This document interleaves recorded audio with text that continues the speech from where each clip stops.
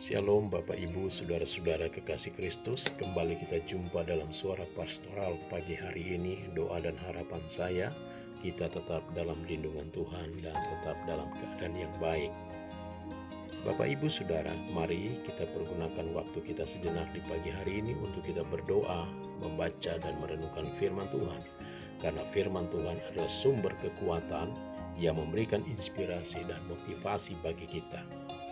Suara pastoral pagi hari ini akan berbicara tetap bertahan.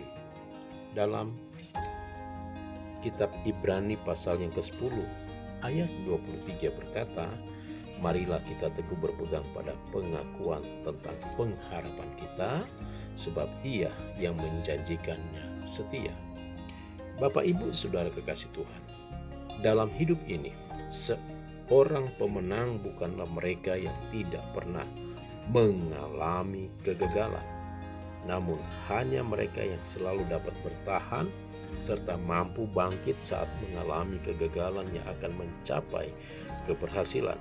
Begitu pula dalam hidup ini, tentunya kita tidak pernah lepas dari tantangan dan persoalan, sehingga terkadang membuat kita menjadi tawar hati. Namun hal ini tidak seharusnya menjadi alasan untuk menyerah. Kita harus tetap bertahan untuk mencapai tujuan hidup kita.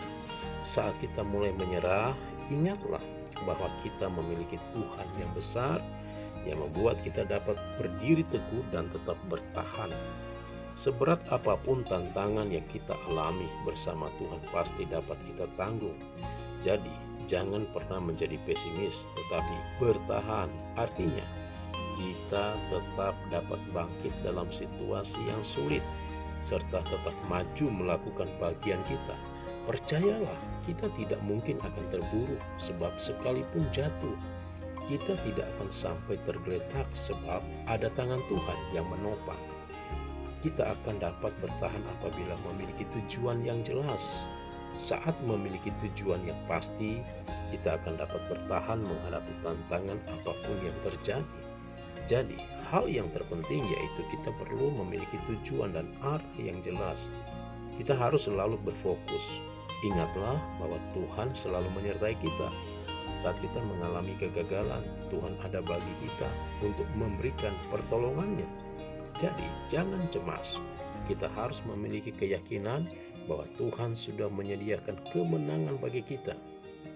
Kita tidak boleh mudah patah semangat. Walaupun mungkin hari ini kita gagal, tidak selamanya kita akan gagal. Sebab Tuhan menjadikan kita sebagai pemenang. Dia menjadikan kita sebagai kepala dan bukan ekor. Dan ketika Tuhan berjanji Dia pasti akan mengenapinya dalam hidup kita. Selain itu, setiap tantangan yang kita hadapi tidak pernah melebihi kekuatan yang kita miliki. Kita pasti dapat menanggungnya, oleh sebab itu kita harus tetap bertahan.